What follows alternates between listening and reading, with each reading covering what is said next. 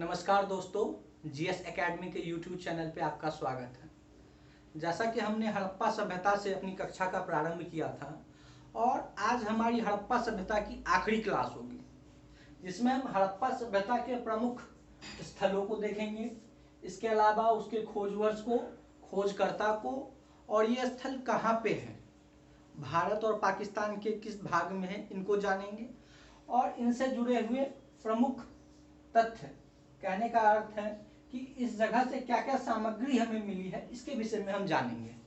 तो चलिए आइए हम शुरुआत करते हैं अपनी कक्षा की आज की। आप इसको नोट डाउन करते चलिए। पहला स्थल है हड़प्पा। इसका जो खोज वर्ष है वो है 1921। हड़प्पा का जो खोज वर्ष है वह 1921 ईस्वी है। हालांकि इसे जो पब्लिश किया गया था ब्रिटेन में एक अखबार में या अखबार जनरल में, तो 1924 में किया गया था, लेकिन हड़प्पा की खोज जो है 1921 में हुई थी और दयाराम साहनी जी ने की थी। हड़प्पा की खोज 1921 में दयाराम साहनी जी ने किया था और हड़प्पा रावी नदी के तट पे स्थित है। हड़प्पा जो है वह रावी नदी के तट पे स्थित है। तो आपने यहाँ पे चार बातों को जाना। पहला तो ये स्थल हड़प्पा है, दूसरा इसकी खोज 1921 में हुई थी, इसका खोजकर्ता जो है वह दयाराम साहनी है और यह रावी नदी के तट पे है। इसके अलावा आप एक बात और जानिए कि यह पाकिस्तान के पंजाब प्रांत में है। हड़प्पा जो है पाकिस्तान के पंजाब प्रांत में है। तो अब इसके अंदर हम देखते हैं कि कौन कौन सी चीजें मिली है। तो हड़प्पा से जो सबसे महत्वपूर्ण चीज मिली है वो है मातृ देवी की मूर्ति।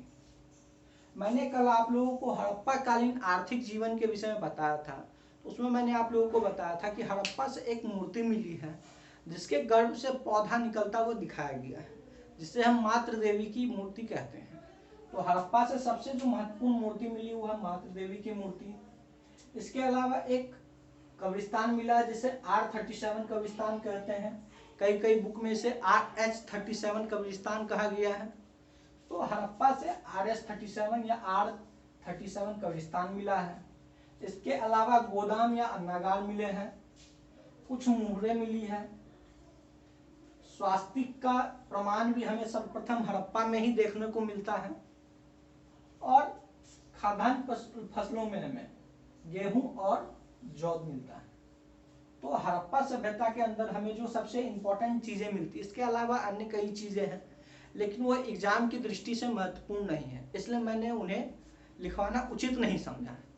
जो भी महत्वपूर्ण चीजें हैं जैसे हड़प्पा से मातृ देवी की मूर्ति, RS37 कब्रिस्तान, अन्नागार, मुहरे, स्वास्तिक का प्रमाण, गेहूं और जौ का साक्ष्य, तो ये हमें हड़प्पा से मिली है। तो एक बार फिर से हम हड़प्पा को रिवाइज कर लेते हैं। हड़प्पा, इसकी खोज 1921 में राय बहादुर दयाराम साहनी जी ने किया है। यह पंजाब में रावी नदी के तट पे स्थित है। यह पाकिस्तान वाला पंजाब है, इस बात को आप लोग ध्यान रखिएगा। और इसके अंदर से हमें मातृ देवी की मूर्ति, एक कब्रिस्तान, अन्नागार, मुहरे, स्वास्तिक का प्रमाण, गेहूं और जौ के प्रमाण मिले हैं। इसके बाद हम चलते हैं मोहनजोदड़ो की तरफ। मोहनजोदड़ो का जो खोज है हड़प्पा के जस्ट एक साल बाद हुआ। मोहनजोदड़ो की जो खुदाई है वो हड़प्पा के जस्ट एक साल बाद हुआ, यानी कहने का अर्थ है कि 1921 में हड़प्पा की खोज हुई और इसके अगले वर्ष 1922 में मोहनजोदड़ो की खोज हुई। इसके जो खोजकर्ता थे वो थे R.D. बनर्जी या राखलदास बनर्जी। मोहनजोदड़ो के खोजकर्ता R.D. बनर्जी साहब थे और मोहनजोदड़ो जो है यह सिंधु नदी के किनारे है। मोहनजोदड़ो सिंधु नदी के किनारे है और यह पाकिस्तान के सिंध प्रांत में स्थित है। मोहनजोदड़ो पाकिस्तान के सिंध प्रांत में स्थित है और यह सिंधु नदी के किनारे है। मैं फिर से रिपीट कर दे रहा हूँ। मोहनजोदड़ो की खोज 1922 ईस्वी में हुई। इसकी जो खोज है वो दयाराम साहनी राखलदास बनर्जी जी ने किया। यह सिंध प्रांत में सिंधु नदी के किनारे है और यहाँ से जो प्रमुख सामग्री मिली इन्हें देख लेते हैं। तो यहाँ से मिला है स्नानागार, जो कि हड़प्पा सभ्यता के धार्मिक जीवन के विषय में भी बताता है, क्योंकि अधिकतर इतिहासकार इस बात को मानते हैं कि जो स्नानागार मिला है ये बहुत बड़े पैमाने पे था, बहुत बड़ा था, और इसको देखकर अनुमान लगाया गया है कि यह किसी धार्मिक अनुष्ठान के लिए प्रयोग में लाया जाता होगा। तो सबसे प्रमुख है स्नानागार। एक कांसे की नर्तकी मिली है, क्योंकि हड़प्पा सभ्यता एक कांस्य युगीन सभ्यता है, तो इस सभ्यता के अंतर्गत कांसे का प्रयोग होता था। और एक बात नोट करने लायक है, और आप लोग इसको नोट में लिख लीजिए कि हड़प्पा सभ्यता से हमें लोहे का प्रमाण नहीं मिलता है। फिर से मैं कह दे रहा हूँ, हड़प्पा सभ्यता से हमें लोहे का प्रमाण नहीं मिलता। यह कांस्य युगीन सभ्यता है और यहाँ पे सिर्फ कांसे का प्रयोग और अन्य धातुओं का, सोना चांदी आदि का प्रयोग होता था, लेकिन लोहे का प्रयोग नहीं होता था। तो हड़प्पा से हमें कांस्य की नर्तकी मिली है। एक पुरोहित या पंडित की प्रस्तर यानी कि पत्थर की मूर्ति मिली है। इसके अलावा एक पशुपति की मूर्ति मिली है। ये मूर्ति है, और या आप कह सकते हैं कि यह एक तरह का मुहर है, मुहर पे इसकी आकृति बनी हुई है। और कुछ इतिहासकार जो है इसे पशुपति मानने से इनकार करते हैं, क्योंकि इसके नीचे जो भी जानवर की आकृति है उसमें गाय या बैल का प्रमाण नहीं है। लेकिन अधिकतर इतिहासकार इस बात से सहमत है कि यह पशुपति है। इसके अलावा एक बहुत बड़ा सभा भवन मिला है। सूती कपड़े का प्रमाण भी यहां से मिला है। तो मैंने आपको बताया कि मोहनजोदड़ो से स्नानागार मिला है, कांसे की नर्तकी मिली है, पुरोहित की प्रस्तर मूर्ति मिली है, पशुपति की मोहरे अलंकृत मूर्ति मिली है, एक सभा भवन है और सूती का कपड़ा है।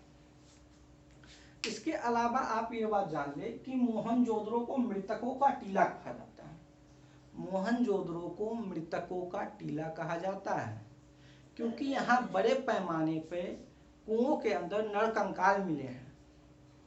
यहाँ पे बड़े पैमाने पे कुओं के अंदर नरकंकाल मिलने के कारण इसे मृतकों का टीला कहा जाता है।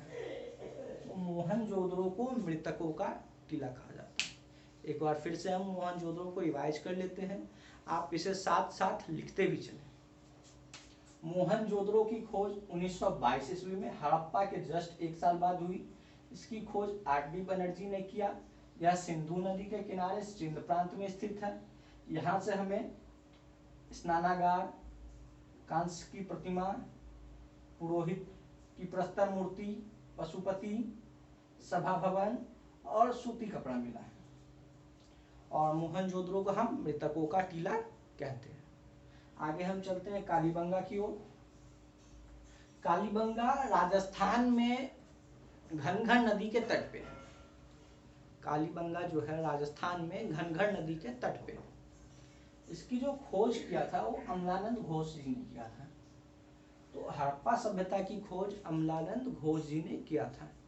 हालांकि यहाँ से बीबी लाल और बीके थापर जी ने कुछ मृत मूर्तियां प्राप्त की थी। तो कुछ किताबों में बीबी लाल और बीके थापर का भी नाम उल्लेखित है, लेकिन ऑथेंटिक तौर पे यह माना जाता है कि अमलानंद घोष जी ने ही कालीबंगा की खोज किया था। यह घनघर नदी के किनारे राजस्थान में है।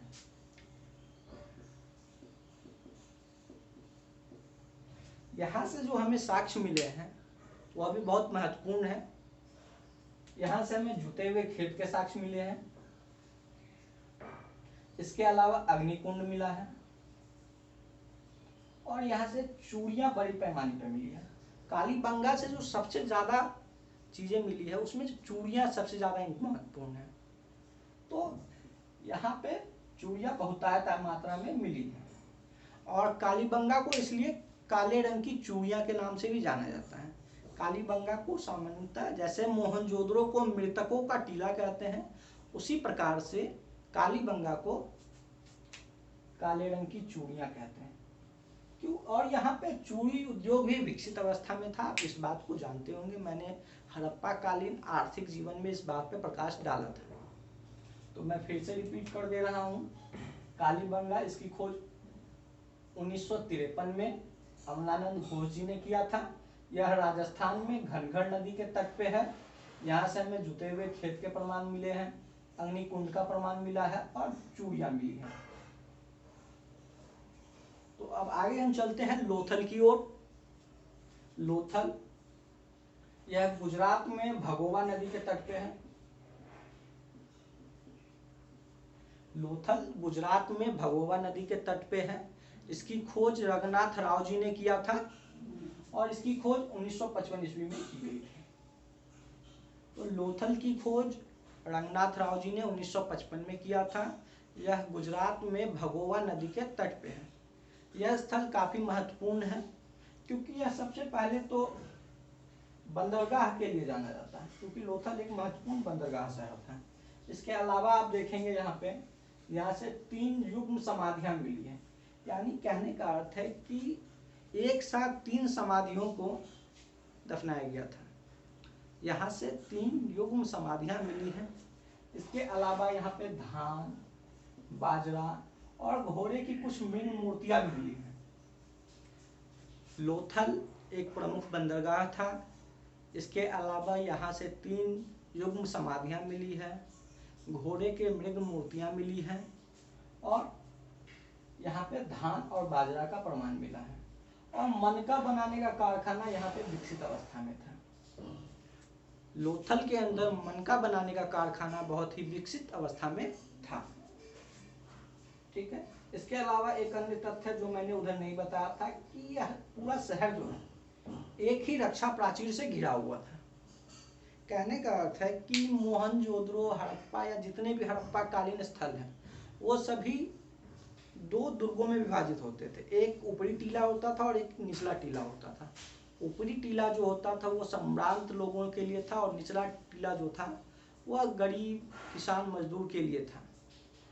लेकिन लोथल के अंदर ऐसा विभाजन नहीं देखा जाता। लोथल के अंदर एक ही तरह का दुर्ग था और इसी में सारे लोग रहते थे।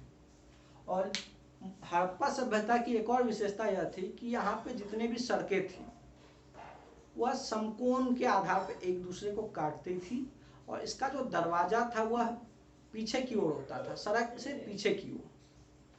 हड़प्पा सभ्यता की जो सड़कें थी आप ऐसे समझ सकते हैं, एक दूसरे को समकोण पे काटती थी। और यहाँ से जो घर है वो घर का जो दरवाजा था वो मुख्य सड़क की ओर ना होके पीछे की ओर होता था। लेकिन लोथल से जो प्रमाण मिले वहाँ पे जो दरवाजे थे वह मुख्य सड़क की ओर ही खुलते थे। इसके अलावा हम कुछ और बंदरगाह को देख लेते हैं, क्योंकि लोथल बंदरगाह शहर है तो उसके साथ 1-2 बंदरगाह और जान ले, ज़्यादा बेहतर रहेगा हमारे लिए। तो आप प्रभास पाटन देखते हैं, सूतकांगेडोर देखते हैं, इसके अलावा आमिरी है। तो मैं आपको फिर से लोथल रिपीट कर देता हूँ। लोथल गुजरात में है, भगोवा नदी के तट पे। रघुनाथ राव जी ने इसकी खोज किया था 1955 ईस्वी में। यहाँ से हमें 3 युग्म समाधियां मिली हैं, धान और बाजरे का प्रमाण मिला है, मनका बनाने का कारखाना विकसित अवस्था में था, घोड़े की मृग मूर्तियां मिली हैं और यह एक बंदरगाह शहर था। सबसे इंपॉर्टेंट यह है कि यह एक बंदरगाह शहर था। अब हम आगे चलते हैं धौलावीरा की ओर। धौलावीरा भी गुजरात में ही है।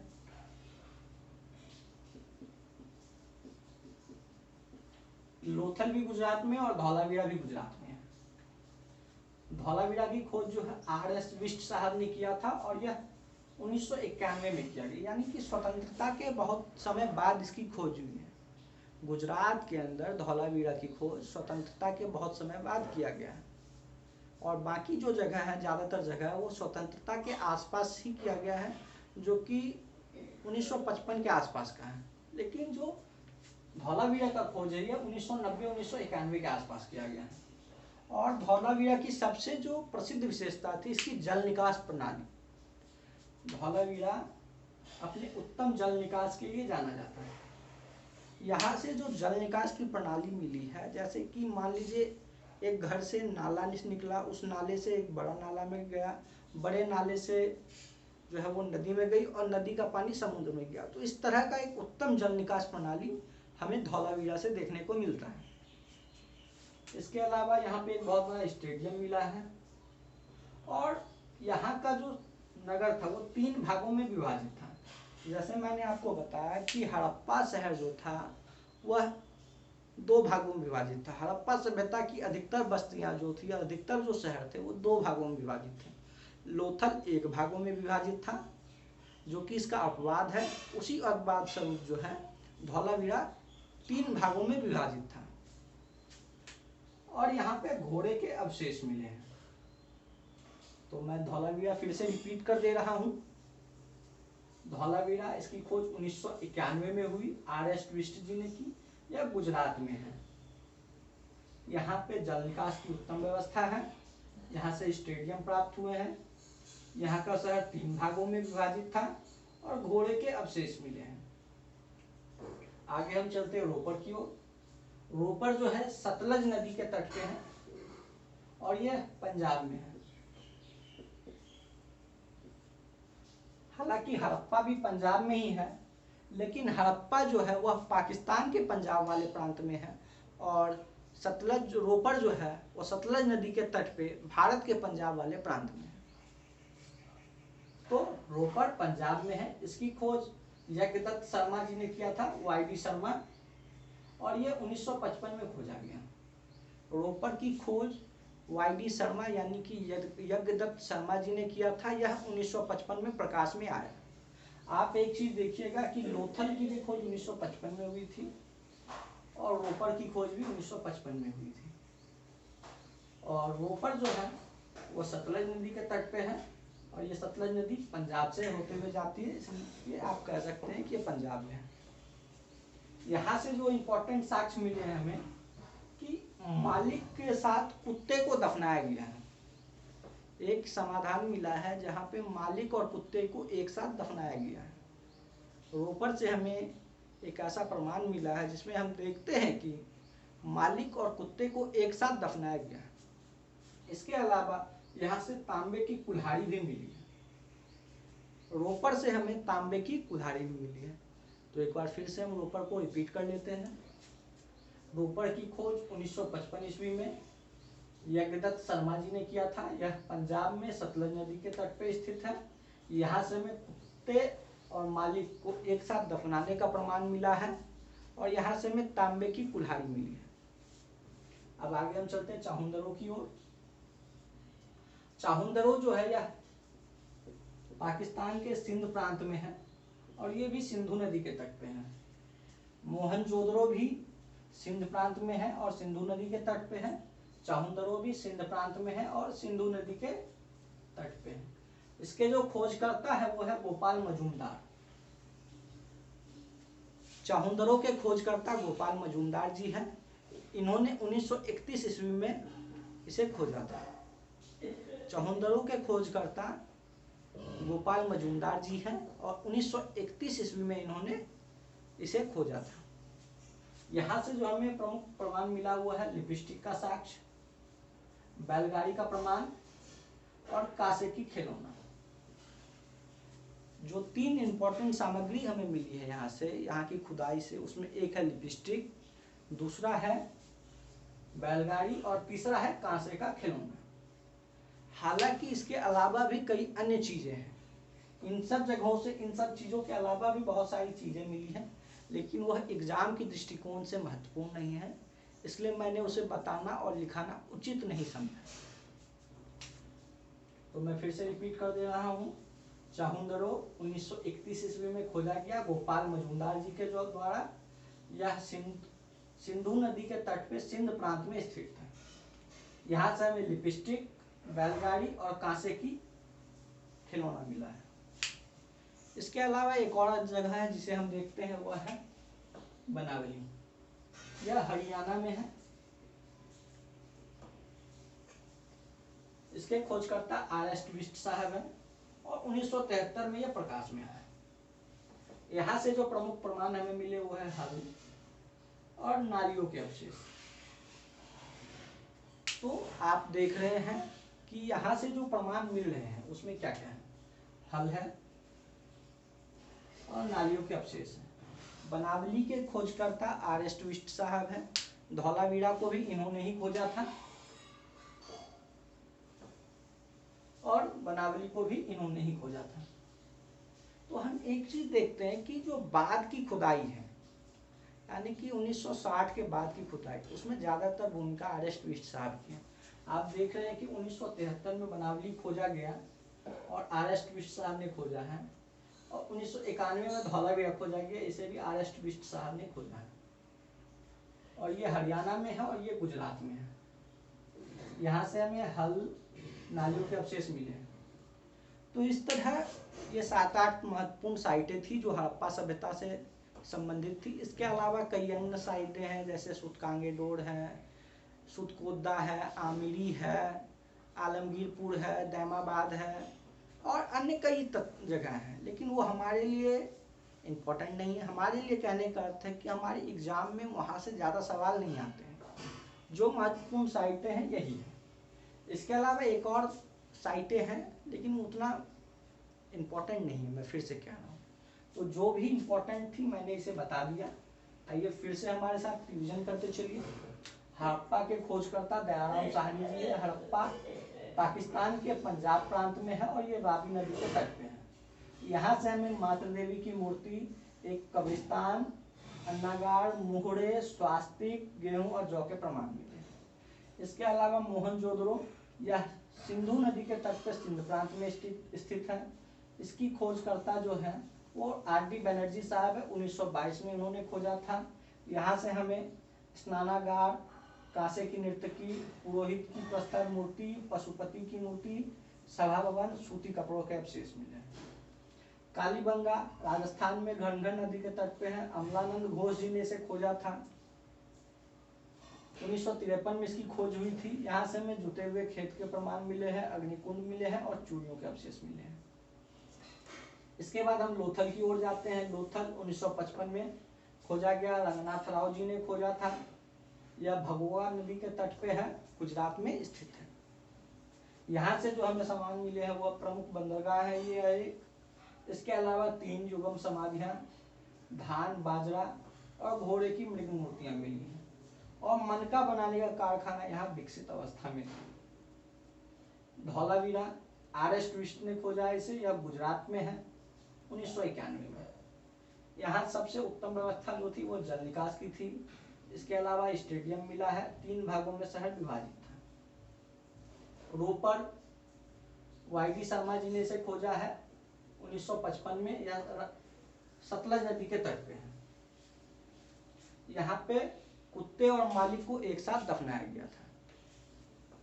इसके बाद चहुंदरो गोपाल मजूमदार जी ने खोजा है 1931 ईस्वी में। यह सिंधु नदी के तट पे सिंध प्रांत में है। यहाँ से हमें लिपस्टिक, बैलगाड़ी और कांसे की खिलौना मिला है। बनावली यह हरियाणा में है। आर.एस. ट्विस्ट जी ने खोजा है 1973 में इसकी खोज हुई है। यहाँ से हमें हल और नालियों के प्रमाण मिले हैं। तो मैंने फिर से आपको रिवीजन करा दिया जो भी यहाँ के इम्पोर्टेंट साइटें थी। तो इस प्रकार हमारा हड़प्पा सभ्यता का टॉपिक कंप्लीट होता है। अब इसके बाद हम आगे जाएंगे वैदिक सभ्यता की ओर।